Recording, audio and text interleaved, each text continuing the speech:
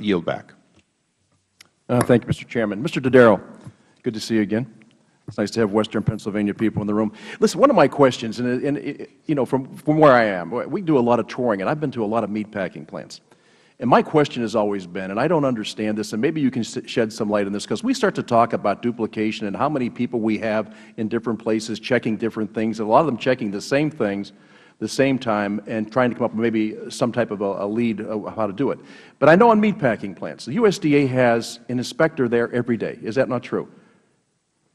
I believe so. Yeah, and again, as I say, from being there, my question then comes, you know, we have these folks there every day, and then we have a plan called the Hazardous Analysis Critical Control Point, and it's let me just read this. Considered in its pure and scientific application as a state-of-the-art food safety systems. Every meat plant designs their own system in accordance with USDA requirements and must operate successfully under this system. We do not need an inspector at every plant every day. We operate the same facilities, the same systems, whether inspectors are present or not. And I would just say that from what I've done in my lifetime, running footage is a lot more important than snapshots from time to time. So we have these folks in these plants every day, USDA inspectors. They're watching what these people do.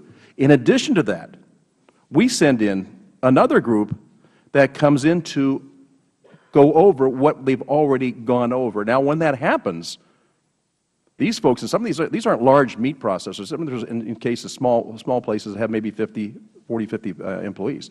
They've got to stop what they're doing and spend a week going over the plan, which has gone over every day with the USDA inspector.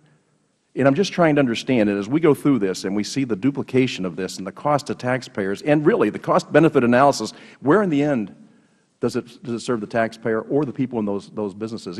Could you shed any light on that at all? Yeah, we've pointed out for a number of years that the food safety system is completely fragmented. It's really not operating effectively. There's a need to go to a risk-based approach, and I think that that's where you're pointing out the real need to do that. We've recommended that there be Congress commission a study with the National Academy of Sciences or some blue ribbon panel to redesign this. A lot of our food now is coming from foreign sources, and we're still focused on domestic production a lot.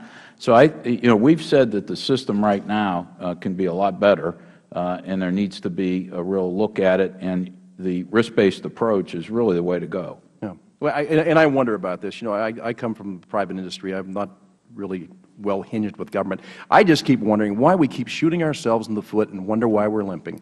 We have these committees, we ask these questions, we keep going over and over and over again, and everybody comes up with the same answer. There's too many regulations from too many agencies, there's too much duplication, there's too much overlap. When does it stop? When do we fix it?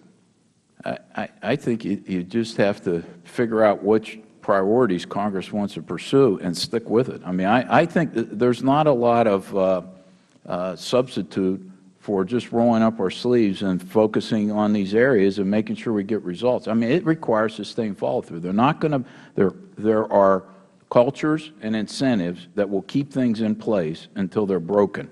And the only way that they'll be broken is through sustained efforts by the Congress and the administration in order to do it. Otherwise, it won't change materially. Well, I'm looking forward to working with you, and we try to drive to those same conclusions and get things fixed. Thanks very much. And with that, Mr. Chairman, I yield back.